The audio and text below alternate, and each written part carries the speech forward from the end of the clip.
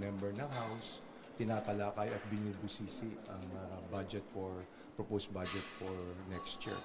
Kaya naman ako po ay yan ang akin na dapat natin pagtuunan ng pansin at hinihiling po sa inyong lahat na sama-sama nating bantayan ang proposed budget na to nang matiyak na tama ang paglalaanan ng pondo ng bawat sentimo para po sa ating sambayanan. Sir, tuloy pa po ba yung flood control program House? Maraming mga natanggal na mga flood control projects po, pero kung ito naman talagang kakailangan, ayon nga sa NOAA, yung apps ng NOAA, doon malalaman kung talagang yung area ay kailangan ng mga flood control.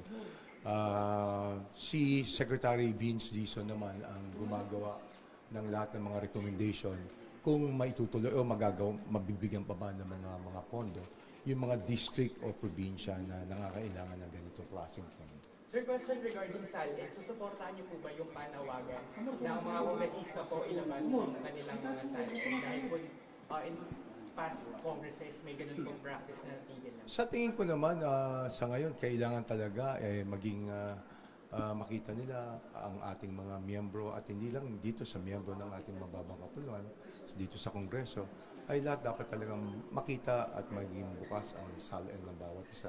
Para sa ganun talagang ipakita natin sa ating mga kababayan at may manumbalik ang pagtitiwala sa atin. Sir, will you commit to release your SALEC? Yes, kung kakailangan ipakita ang aking SALN, why not? I'm willing to. Sir, ano kay Sally ko, after yung suspend po sa inyong letter para pauwiin si Sally ko, may update na po?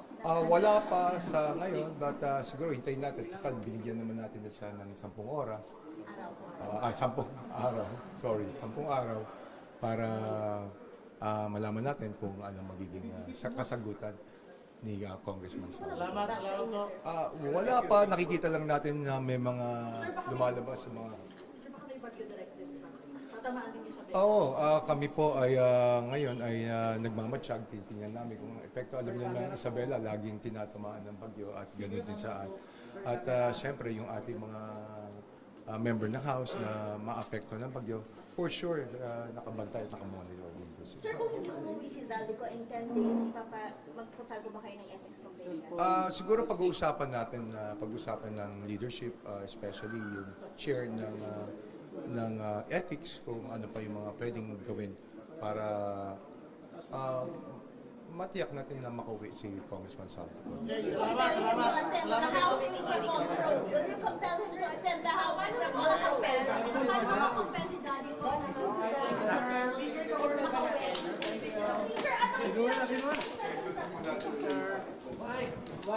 Ang importante po ngayon ay tapusin po natin ang budget.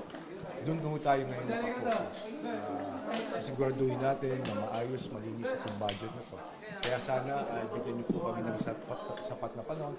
And then maya-maya lang siguro pwede pa kami magbigay ng ganitong interview regarding naman sa proposed budget for next year. Marami pong salamat. Sir, ano direction niyo sa House infrastructure?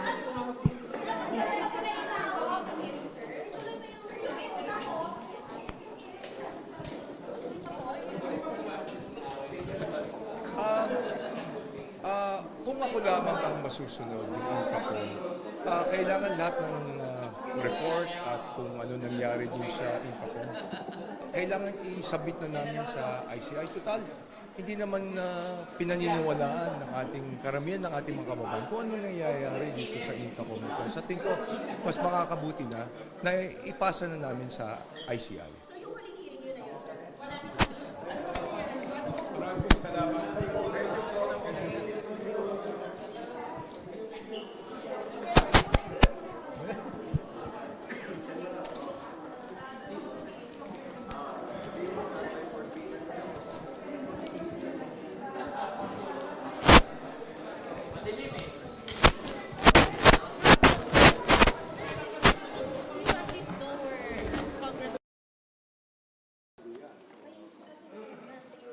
may ganun po ba kayo? Hindi ko alam. Kaya hindi natin pa alam. Malalaman natin sa tamang panahon.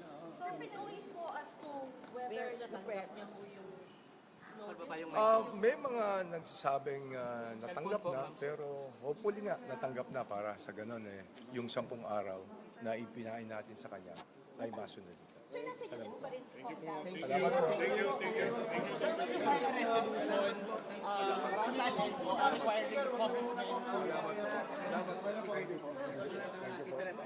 Salamat po. Okay, sige po, sorry. Salamat po.